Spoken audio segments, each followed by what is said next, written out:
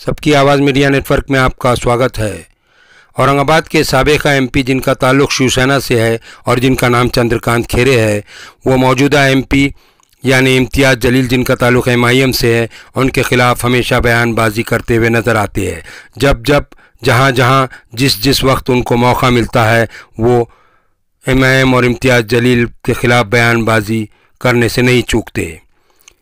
आज चंद पत्रकार जब उनसे मिले और उनसे बयान लिया या उनसे पूछा तो उसमें एक तो ये था कि औरंगाबाद और संभाजी नगर के नाम को लेकर बाला साहब थोरात ने गुज़िश्ता दिनों जो बयान दिया था उसके बारे में उन्होंने कहा कि बाला साहब थोरात ने अपनी पार्टी के वर्कर्स का दिल रखने के लिए या उनके बीच दरमियान में इस तरीके का बयान दिया।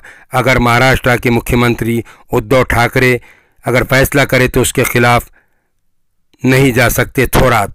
उन्होंने ये भी कहा कि सुप्रिया सुरे और सभी लोग इसके नाम बदलने के, औरंगाबाद के नाम बदलने के हक़ में हैं, तो भला कैसे जो है तो नहीं बदला जा सकता।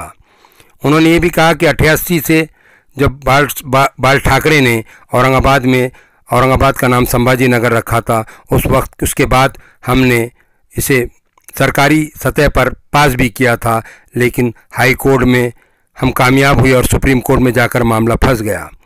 वाज़ेह हो कि खेरे को इस ताल्लुक़ से शायद जो सियासी पंडित कहते हैं कम मालूमात हैं, वो नाम बदलने के ख़िलाफ़ सुप्रीम कोर्ट में चली तहरीक या चले केस के बारे में कम जानते हैं, ये कहना उनके मुखालिफिन का है। आज उन्होंने जैसे ही एमआईएम और इम्तियाज़ जलील का जिक्र आया तो उन्होंने कहा कि उनसे कहना कि गुजरात ही में रहिए।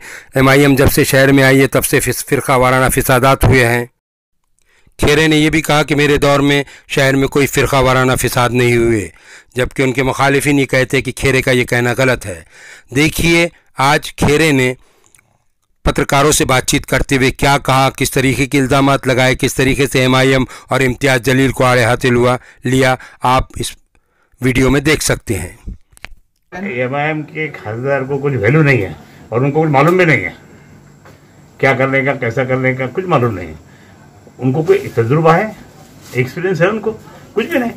इसलिए मैं बोल रहा हूँ कि उनको कुछ एक्सपीरियंस न होने के कारण से उनको मंत्रालय भी बोल, उनको अभी तो हवा आ गई, बिहार गए, अभी यूपी जा रहा है, गुजरात भी गया। आज जाओ बोलो उधर ही रहो, इधर आओ भी मत। गुजरात गए? हाँ, उनको जाओ बोल रहा उधर ही, क्योंकि उधर मुसलमानों को इकट्ठा करने के लिए सब जातिवाद बढ़ाने के लिए जा रहे हो। मैं कहूँगा कि बाला साहब थोरात ये कांग्रेस के अध्यक्ष है महाराष्ट्र के, वो उनके कांग्रेस के कार्यकर्ताओं को संभालने के लिए उन्होंने बोला है, लेकिन मुख्यमंत्री का आदेश उनको मानना पड़ेगा, क्योंकि ये जो संभाजी नगर का नामांतरण जो हुआ है वो 8 मई 1988 में माननीय बाला साहब ठाकरे जी ने मराठवाड़ा संस्कृति मंडल के मैदान पे डिक्लेयर किया। और जब से हम बोलते हैं, मैं कहूँगा कि जैसा अपना सरकार था शिवशाही सरकार, उसमें मैं भी पालक मंत्री था, तो मैंने उस समय यहाँ अपने यहीं कैबिनेट की मीटिंग हुई थी, तो उसमें ही थर्ड पास होकर उस समय नाम बदली हो गया। ठीक है, अभी हाई कोर्ट में गए, हाई कोर्ट से जीत गए, सुप्रीम कोर्ट में गए, थोड़ा पेंडिंग रहती है, लेकिन फिर भी अभी माननीय उद्धव जी ने सब कागज कार्रवाई, कानूनी कार्रवाई मंगवाई और डिवीजन कमिश्नर के कार्यालय से पूरे कागज मतलब उसको जाकर भी कम से कम 7-8 महीने हो गए। लॉकडाउन में की पूरी प्रक्रिया हुई नहीं, लेकिन अभी प्रक्रिया पूरे होते आ रही है और हो सकता है कि माननीय उद्धव जी ठाकरे ये कभी भी करें। तो सर शहर में राष्ट्रवादी के नेता सुप्रिया सुले ने तो पहले ही बोल दिया था कि जल्दी करो, संभाजी नगर का नाम जल्दी करो करके उन्होंने बोला।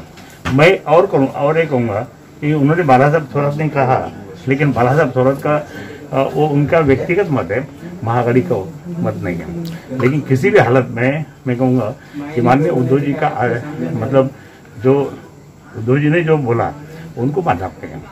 सर शहर में ऐसे बोर्ड लगे हैं, एक तरफ लव औरंगाबाद, एक तरफ लव सुपर संभाजी नगर, हाँ, तो इसमें शांतता भंग नहीं होगी शहर की? नहीं, जब मैं हूँ शांतता कभी भी बिगड़ी नहीं। मैं 1990 में जब पहला हिंदू एमएलए होने के बाद में भी ये शहर में उस दिन से एमआई माने तक एक कभी भी कुछ एक दंगा फसाद नहीं होने दिया। मैंने सबको कंट्रोल में रखा और सबको भाईचारे से सब लोग काम करने लगे। इमाम आने के बाद में इम्तियाज जलील साहब जब MLA थे उस समय कुरकुर चालू हो गए, लेकिन बाद में वो ये बनने के बाद में दंगे फसाद चालू हो गए। उनका तो काम ही वही है ना, उनका भी विरोध है, उनका तो विरोध है कहीं। लेकिन अभी मैं कहूँगा कि बीजेपी, मनसे, राष्ट्रवादी कांग्रेस और कांग्रेस भी हमारे साथ में, संभाजी महाराज को कौन विरोध करेगा? जो संभाजी महाराज को विरोध करेगा वो आगे आएगा? आएगा ही नहीं, क्योंकि यहाँ जो हिंदू कम्युनिटी है वो संभाजी महाराज को मानने वाली है। बाला साहब ठाकरे जी ने क्या कहा था, क्यों किया था?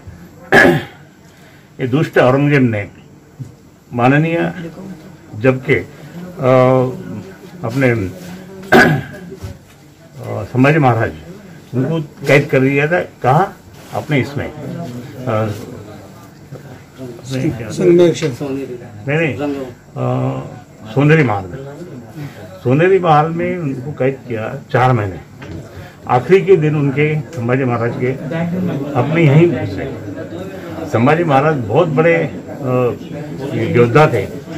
लोकसभा में मैंने कई बार भाषण किया और लोकसभा में भाषण करने के बाद में बताया, माननीय अटल जी, मोदी जी, बाद में कांग्रेस के गवर्नमेंट भी, मैंने भी वहाँ उनको बोला था ये नाम आपको।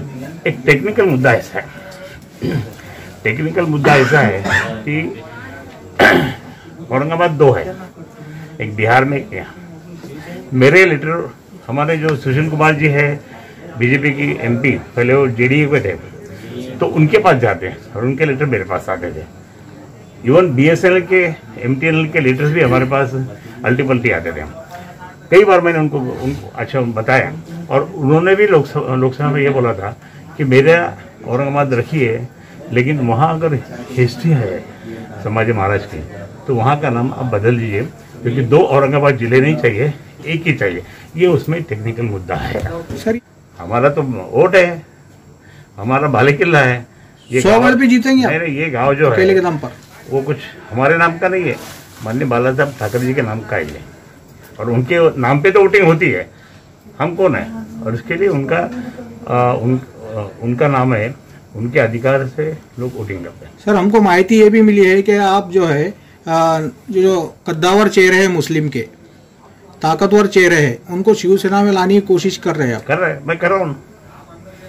अभी आया था एक बच्चा, बोला था मुझे कमल है, वो बोले मुझे शिवसेना में आने का। मतलब बेटा हमारा रब्बानी है ना, रब्बानी हमारा ही काम देखता है, वहाँ काम देखता है। उनको जाके मिलो और हो सकता तो उनको जाके उनको लेके आ जाओ, बातचीत कर लेंगे। तो इसमें क्या आजी माजी नगर सेवक भी है कि आपके संपर्क में है मेरे? लेकिन मैंने उनको ये बोला कि आप कांग्रेस में रहिए, आप राष्ट्रवादी में रहिए, क्योंकि अभी अच्छे दिन आ गए महाविकास आघाड़ी के, उसमें आपको चांस अच्छा मिलेगा और ये मांग समाप्त हो जाएगा। तो ये महाआघाड़ी होने के बाद समाप्त तो हुआ क्या खुद के बलबूते पर? नहीं, महाआघाड़ी होने के बाद तो खत्म हो जाएगी, क्योंकि हमारे जो दोस्त है कांग्रेस के नगर सेवक, राष्ट्रवादी के नगर सेवक, हमारे साथ में कई बार काम किया उन्होंने। उनके विचारों के तहत बोलना नहीं है, दुकानदारी बंद हो गई ना, ये सब MIM की छोकरे आने के बाद में। और कितने लफड़े कर दो। तो सर MIM भी अच्छा जोर लगा रही शहर में। नहीं, वो जान दो, तैयारी MIM सिर्फ मुस्लिम वोट खींचने के लिए देख रहा, बाकी कुछ नहीं। इससे पहले में 25 कारपोरेटर आए ना उनकी चुन के, अभी कितने कम हो गए? आप बताइए कितने तो भी कम हो गए ना। मैं कहूँगा कि MIM अभी अपने यहाँ से खत्म हो जाएगी, क्योंकि MIM आगे नहीं आएगी। जो हमारे पुराने दोस्त आए, कांग्रेस के कॉर्पोरेटर, राष्ट्रवादी के कॉर्पोरेटर, ये अभी आ गए।